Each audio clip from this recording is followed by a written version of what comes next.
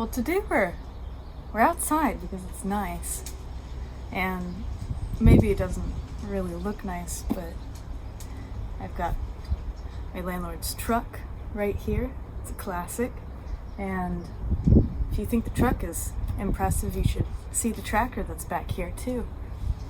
I've got with me this Annie Dillard compilation that I just got. It's Pilgrim at Tinker Creek, An American Childhood, and The Writing Life. I had The Writing Life and I gave it away, so I got this because I've always wanted to read Pilgrim at Tinker Creek.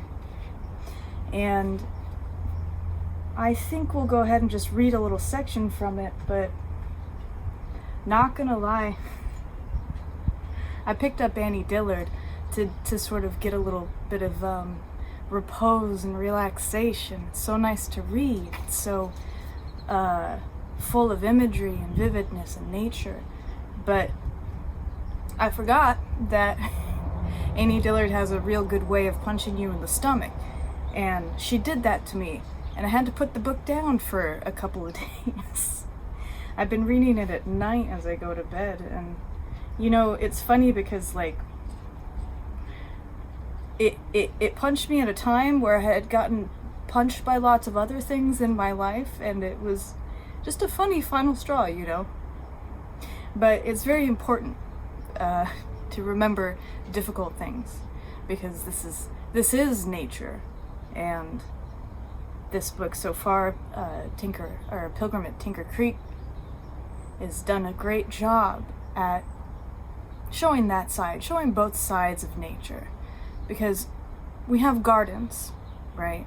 But we also have natural disasters. And even beyond natural disasters, the regular course of nature is kind of, I don't think you could really call it cruel because it's natural, but it's rough. And I really like it for that. So I came around to this passage. I'm going to read you the part that punched me in the stomach, knocked the wind out of me, and just as a warning, you can stop this video here if you feel sensitive to any kind of sort of man-nature animal cruelty. These are things that happen. These are things that are natural, but if you don't want to be listening to a little bit of mutilation right now, totally understand. But that's where we're gonna go. So, you've been warned. Let's go ahead and start. We're reading a little bit from Pilgrim at Tinker Creek. Forgive me if I mispronounce anything. Today, a gibbous moon marked the eastern sky like a smudge of chalk. The shadows of its features had the same blue tone and light value as the sky itself, so it looked transparent in its depths, or softly frayed like the heel of a sock.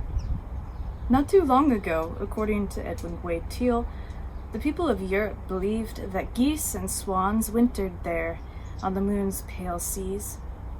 Now it is sunset. The mountains warm in tone as the day chills, and a hot blush deepens over the land. "Observe," said Da Vinci. "Observe in the streets at twilight, when the day is cloudy, the loveliness and tenderness spread on the faces of men and women. I have seen those faces, and when the day is cloudy, and I have seen at sunset on a clear winter day houses, ordinary houses, whose bricks were coals and windows flame. At dusk, every evening, an extended flock of starlings appears out of the northern sky and winds towards the setting sun. It is the winter day's major event. Late yesterday, I climbed across the creek through the steers' pasture, beyond the grassy island where I had seen a giant water bug sip at a frog," which means earlier she describes this terrifying event where the frog had been kind of sucked out of its skin. So it sipped a frog, and up a high hill. Curiously, the best vantage point on the hill was occupied by a pile of burnt books. I opened some of them carefully. They were good cloth and leather-bound novels, a complete charred set of encyclopedias decades old, and old watercolor illustrated children's books. They flaked in my hands like pieces of pie. Today, I learned that the owners of the house behind the books had suffered a fire. But I didn't know that then. I thought they'd suffered a terrible fit of pique. I crouched beside the books and looked over the valley. On my right, a woods thickly overgrown with creeper descended the hill's slope to Tinker Creek. On my left was a planting of large shade trees on the ridge of the hill. Before me, the grassy hill pitched abruptly and gave way to a large, level field fringed in trees where it bordered the creek. Beyond the creek, I could see without effort the vertical sliced rock, where men had long ago quarried the mountain under the forest. Beyond that, I saw Holland's Pond, and all its woods and pastures. And then I saw in a blue haze all the world poured flat and pale between the mountains. Out of the dimming sky a speck appeared, then another and another. It was the starlings going to roost. They gathered deep in the distance, flock sifting into flock, and strayed towards me, transparent and whirling like smoke. They seemed to unravel as they flew. See, we're out in our nature, and our nature is sort of the nature of the movie Repo Man. We've got someone, I think, doing donuts in the river, so bear with me if you hear loud car sounds. We're talking about starlings. The flight extended like a fluttering banner, an unfurled oriflamme in either direction as far as I could see. Each individual bird bobbed and knitted up and down in the flight at apparent random, for no known reason except that this is how starlings fly. Yet all remained perfectly spaced. The flocks each tapered at either end from a round middle, like an eye. Over my head I heard the sound of beaten air, like a million shook rugs, a muffled woof.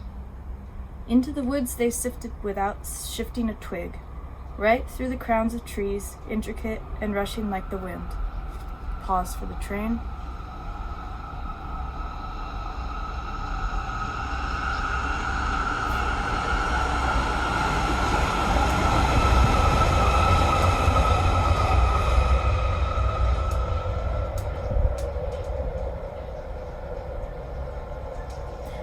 After half an hour, the last of the stragglers had vanished into the trees. I stood with difficulty, bashed by the unexpectedness of this beauty. I really love her use of the word bashed right there. And my spread lungs roared.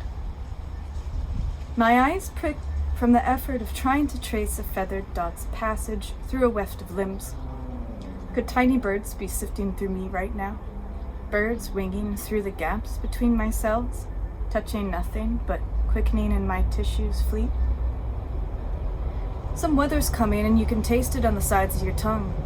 A quince tang in the air. There's another guy going by.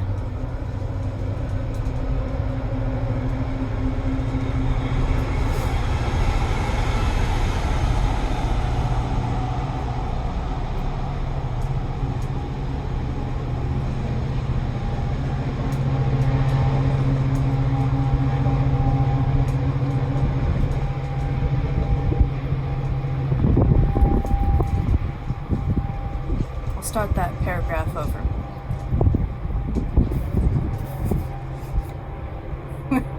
Or I'm at war with my environment right now. Some weather's coming, you can taste it on the sides of your tongue, a quince tang in the air.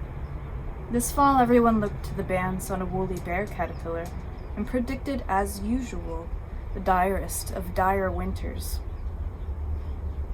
This routine always calls to mind the Angier story about the trappers in the far north. They approached an Indian whose ancestors had dwelled from time immemorial in those fir forests, and asked him about the severity of the coming winter. The Indian cast a canny eye over the landscape and pronounced, "Bad winter."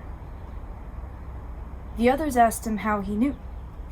The Indian replied unhesitatingly, "The white man makes a big wood pile." Here the wood pile is an exercise doggedly exhaustedly maintained, despite what must be great temptation.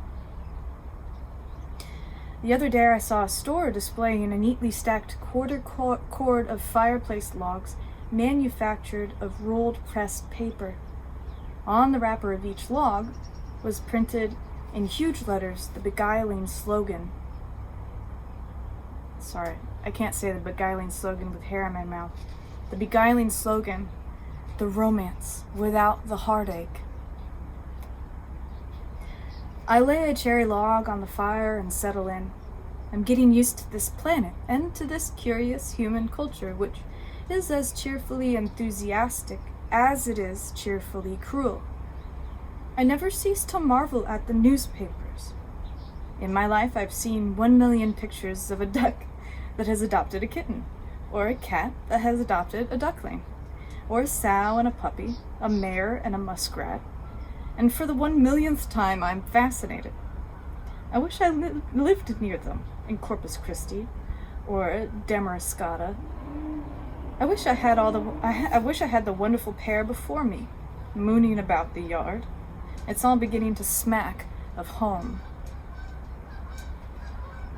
Got some geese. The winter pictures that come in over the wire from every spot on the continent are getting to be as familiar as my own hearth. I wait for the annual aerial photograph of an enterprising fellow who has stamped in the snow a giant valentine for his girl. Here's the annual chickadee trying to drink from a frozen bird bath picture, captioned, "Sorry, wait until spring." Wait until spring, Bandini. And the shot of an utterly bundled child crying piteously on a sled at the top of a snowy hill labeled, "Needs a push." How can an old world be so innocent?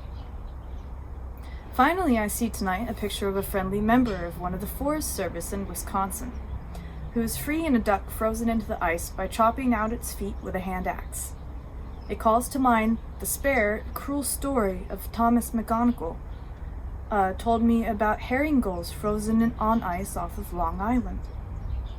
When his father was young, he used to walk out on the Great South Bay, which had frozen over, and frozen the gulls to it.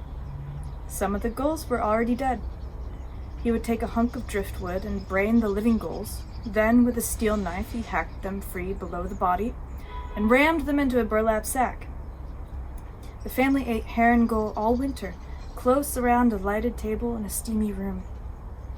And out on the bay, the ice was studded with pared red stumps.